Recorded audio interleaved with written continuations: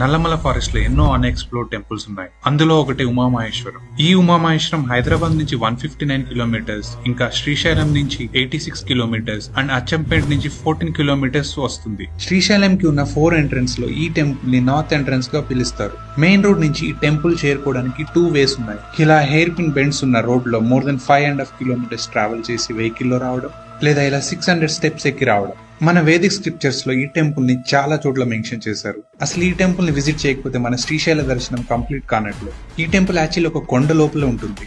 పెద్ద పెద్ద చెట్లు, మౌంటైన్స్ తో కవర్ అయి ఉండడం వల్ల ఇక్కడ సన్లైట్ చాలా తక్కువగా ఉంటుంది.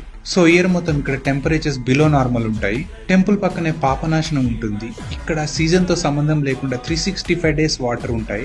హైదరాబాద్ శ్రీశైలం రూట్ లో నల్లమల ఫారెస్ట్ ఎంట్రన్స్ కి ముందు చిన్న డైవర్షన్ తీసుకుంటే ఈ టెంపుల్ కి రీచ్ అవ్వచ్చు. ఈసారి శ్రీశైలం విజిట్ చేసినప్పుడు don't miss this temple. So ఇంకెందుకు లేట్, మీ ఫ్రెండ్స్ అండ్ ఫ్యామిలీకి షేర్ చేసి ప్లాన్ చేయండి.